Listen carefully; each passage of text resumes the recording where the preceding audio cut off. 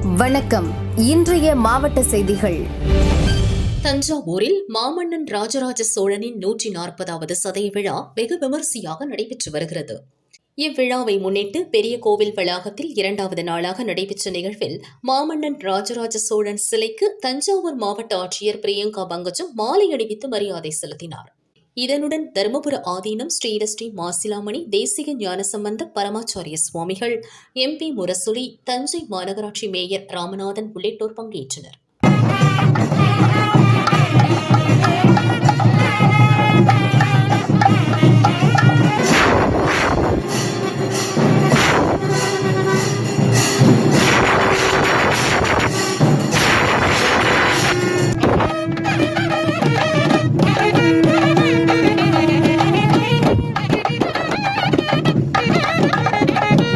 திருச்சியில் பாரதிய ஜனதா வழக்கறிஞர்கள் பிரிவு கூட்டம் தனியார் ஹோட்டலில் நடைபெற்றது. இதில் மாநில தலைவர் நயினார் நாகேந்திரன் பங்கேற்றார். நாங்கள் அதிமுகவோட கூட்டணியில் இருக்கிறோம். தேசிய ஜனநாயக கூட்டணி அங்கே இப்போ அண்ணன் EPS அவருடைய தலைமையிலான தேசிய ஜனநாயக கூட்டணி. அவர்கள் கட்சிக்குள்ள உள்ள பிரச்சனைக்கு நான் எதுவும் கருத்து உங்களிடம் சொல்ல முடியாது. மற்றபடி ஒவ்வொருடைய தனிப்பட்ட நபர்கள் சில குற்றச்சாட்டுகளை சொல்லியிருப்பாங்க. அது நான் ஒரு கட்சி சார்ந்து ஒரு கட்சியினுடைய தலைவர் என்கிற முறையில் அதுக்கெல்லாம் நான் உங்களுக்கு கருத்தும் பதிலும் சொல்ல இயலாது. இந்த தடவை பொதுமக்கள் அனைவரும் முடிவு செய்து விட்டார். இன்றைக்கி இருக்கிற பிரச்சனை ஒரு குடும்பம் தான் நாட்டை ஆள வேண்டுமா? இன்றைக்கி முதலமைச்சர் ஸ்டாலின் அவர்கள், அதற்கு பிறகு துணை முதலமைச்சர் உதயநிதி ஸ்டாலின் அவர்கள் இப்படிங்கிறத நாங்கள் மட்டும் சொல்லலை, திமுக உள்ள சீனியர் ஆட்களே அதை சொல்லிட்டு தான் இருக்கிறாங்க. இன்றைக்கி அவங்க கூட்டணியில் பார்த்தீங்கன்னா இன்றைக்கி ஒரு கட்சி இன்றைக்கி எங்களுக்கு 8 சீட்டு வேணும் அப்படின்னு ஒரு கட்சியினுடைய தலைவர் சொல்லியிருக்காரு.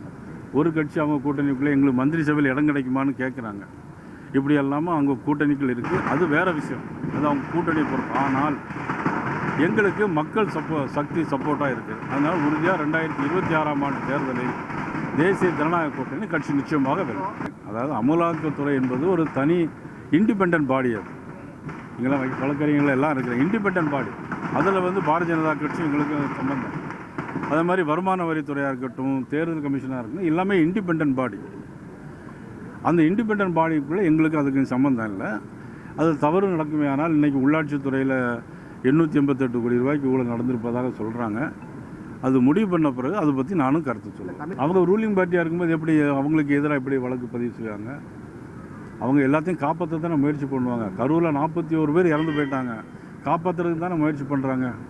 கள்ளக்குறிச்சியில் 65 பேர் கள்ளச்சாராயம் கொடுத்து இறந்து போனாங்க, காப்பாற்ற தானே முயற்சி பண்ணுறாங்க. மக்களை பற்றி கவலைப்படலை. சொத்து வரி உயர்வு, மின்சார கட்டண உயர்வு, தொடர்ந்து இன்றைக்கி மின் கட்டணத்தை பார்த்திங்கன்னா 2 மாதம் வரைக்கும் இருக்கதை 1 மாதம் தான் நாங்கள் ரீட் பண்ணுவோன்னு சொன்னாங்க. கொண்டு வந்தாங்களா? இல்லையே. அதனால் இதெல்லாம் மக்கள் பார்த்துட்ருக்காங்க. இன்றைக்கி ஒரு பிளான் அப்ரூவல் கூட வாங்க முடியல. ஒரு பிளான் அப்ரூவல் ஒரு சதுரடிக்கு 100 ரூபா என்னவோ இருந்துச்சு. இன்றைக்கி 750 ரூபா இருக்குது. வீடு கட்ட முடியாது, எதுவுமே பொருட்கள் வாங்க முடியாது. இந்த சூழ்நிலை தான் இன்றைக்கி திமுக ஆட்சியில் இருக்குது. அதனால் தேர்தல் உறுதியாக நிச்சயமாக 2026 ஆட்சி மாற்றம் உறுதியாக. திரும்ப ஒரு பொய்யை சொல்கிறதுனால அது உண்மையாகி விடாது. அதாவது திமுக கட்சியை சேர்ந்தவர்களும் அமைச்சர்களும் முதலமைச்சர்களும் ஏற்கனவே பேசியிருக்காங்க. பீகாரிகள், வந்தேரிகள், வடக்கத்தியர்கள், வட மாநிலத்தவர்கள் பானிபூரி விற்கதாக வந்தவர்கள்னு முதலமைச்சர் பேசியிருக்காங்க.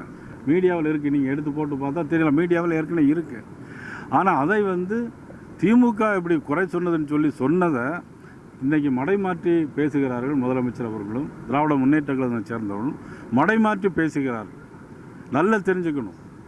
நம்மளுடைய முதலமைச்சர் சொன்னாங்க, வடக்கத்தியர்கள், வந்தேரிகள், வட மாநிலத்தினர் சென்று இன்றைக்கி மொழிவாரியாக மாநிலங்களை பிரித்தாளுகின்ற சூழ்ச்சியில் தன்னுடைய சுயநலத்துக்காக திராவிட முன்னேற்ற கழகம் இந்த செயல்பாட்டை தொடங்கி இருக்கிறது.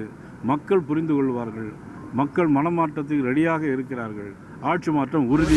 இன்று முதல் வால்பாறை மலைப்பகுதிக்கு வாகனங்களில் செல்லும் சுற்றுலா பயணிகளுக்கு பாஸ் கட்டாயமாக்கப்பட்டுள்ளது. சுற்றுச்சூழலை பாதுகாக்கவும் போக்குவரத்து நெரிசலை தவிர்க்கவும் சென்னை உயர்நீதிமன்ற உத்தரவுப்படி இந்த நடைமுறை இன்று முதல் அமலுக்கு வந்துள்ளது. பொள்ளாச்சி அருகே உள்ள ஆழியாறு மற்றும் சோலையாறு சோதனை சாவடிகளில் வனத்துறையினர் வாகனங்களை நிறுத்தி பாஸ் பரிசோதித்தனர். சுற்றுலா பயணிகள் இணையதளம் வழியாக அல்லது சோதனை சாவடிகளில் நேரடியாக சென்று பாஸ் பெறலாம். ஊட்டி, கொடைக்கானல் போல வால்பாறையிலும் பாஸ் நடைமுறை அமலுக்கு வந்ததை சுற்றுலா பயணிகள் மத்தியில் வரவேற்பை பெற்றுள்ளது. இந்த இ பாஸ் நடைமுறை வந்து தமிழ்நாடு கவர்மெண்ட் வந்து இன்றைக்கி வந்து நடைமுறை கொண்டு வந்திருக்காங்க. இதனால் வந்து போக்குவரத்து நெரிசல் வந்து கொஞ்சம் கட்டுப்பாடாக இருக்குது. ரெண்டாவது வந்து இங்கேருந்து போகிறவங்களோட ஐடென்டிஃபை வந்து கண்காணிக்கப்படுகிறது. உண்மையிலே வந்து தமிழ்நாடு கவர்மெண்ட் வந்து இதை வந்து அனைத்து மலை பிரதேசங்களுக்கு வந்து இதை வந்து கொண்டு போகிறதுனால வந்து எல்லாமே வந்து ஒரு வனவிலங்குகளும் சரி மற்றபடி சுற்றுச்சூழல் எல்லாமே வந்து கரெக்டாக வந்து பாதுகாக்கப்படுது. இதனால் வந்து தமிழ்நாடு அரசுக்கு ரொம்ப நன்றி தெரிவித்துக்கிறோம். இ பாஸ் நடைமுறை வந்து கண்டிப்பாக வந்து தமிழ்நாடு கவர்மெண்ட் கொண்டு வந்தது வரவேற்கத்தக்கது. திருச்சியில் துரை வைகோ எம்பி செய்தியாளர்களை சந்தித்தார். வந்தாரை வாழ வைக்கும் மண் இந்த தமிழ் மண்.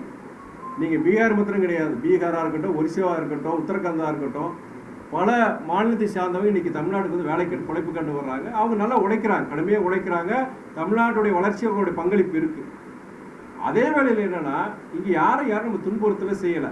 ஆனால் ஒரு பிரதமராக ஏதாவது ஜாதி மத அரசியல் எல்லைகளை கடந்து எல்லாருக்கும் போதுவானவர் வந்து நம்முடைய பிரதமர்.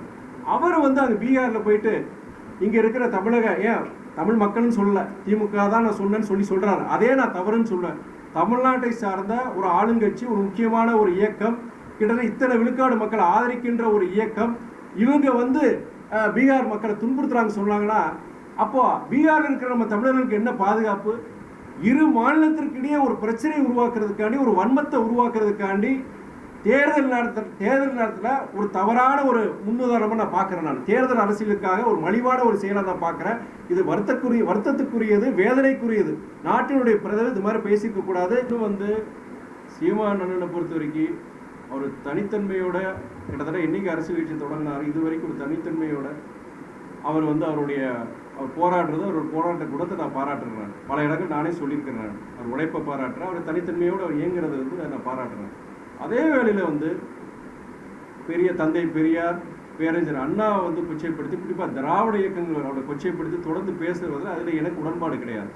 இது ஒரு மறுமலர்ச்சி திராவிட முன்னேற்ற கழகத்தின் ஒரு முதன்மைச் செயலராக ஒரு தொண்டனின் ஒரு உள்ளுணர்வை நான் வெளிப்படுத்த செய்வேன். தலைவர் என்னன்னா தலைவர் வைகோ வந்து அவர் மருத்துவமனையில் இருக்கும் பொழுது அவர் அண்ணன் சீமான் வந்து பல அரசியல் தலைவர்கள் அரசியல் எல்லையிலே கடந்து தமிழ்நாட்டின் மூத்த தலைவர் மருத்துவமனையில் இருக்கிறான்னு சொல்லிட்டு அவர் பார்க்குறாரு. இவர் பசுமனுக்கு போகும்போது அந்த நேரத்தில் அந்த வழியில் இருக்க அவர் சீமானன் இருந்திருக்கிறார், பிரசில் இருந்திருக்கிறார். அவனை மருத்துவமனை வந்து பார்த்தாரே செஞ்சாரேன்னு சொல்லியிருக்காரு. அது ஒரு மரியாதை நிமித்தமான ஒரு சந்திப்பாக தவிர அவர் எந்த இதில் பொறுத்த வரைக்கும் தலைவரும் இந்த நிலைப்பாடு தான் இருப்பாருங்கிறது என்னுடைய. திருப்பூர் பல்லடம் இருவாய் ஒன்றியத்திற்குட்பட்ட சின்னகாளியப்பாளையம் கிராமத்தில் மாநகராட்சி நிர்வாகம் திடக்கழிவு மேலாண்மை மையம் அமைக்க திட்டமிட்டது. இதற்கு கிராம மக்கள் கடும் எதிர்ப்பு தெரிவித்து வந்தனர். இதுகுறித்து நடந்த ஆலோசனைக் கூட்டத்தில் மாநகராட்சியா மக்கள் சக்தியா என மாநகராட்சி நிர்வாகத்திற்கு மக்கள் பகிரங்க சவால் விட்டனர். திடக்கழிவு மேலாண்மை மையத்திற்கு எதிர்ப்பு தெரிவிக்கும் விதமாக சாலை மறியல் போராட்டம் அறிவித்தனர். காலை 9 மணியிலிருந்து 2000க்கும் மேற்பட்ட பொதுமக்கள் கால்நடைகளுடன் வந்து சின்னகாளிப்பாளையம் சாலையில் அமைதியான காத்திருப்பு போராட்டத்தில் ஈடுபட்டனர்.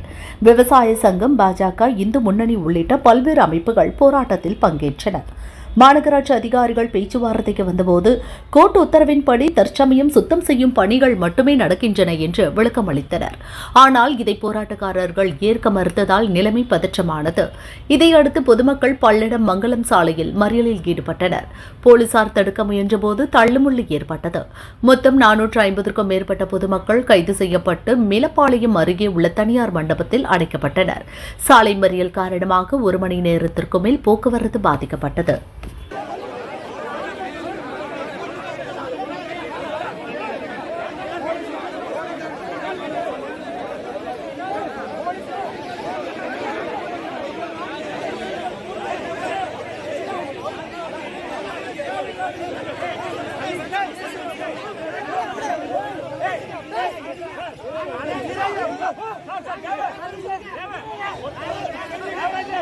Hey!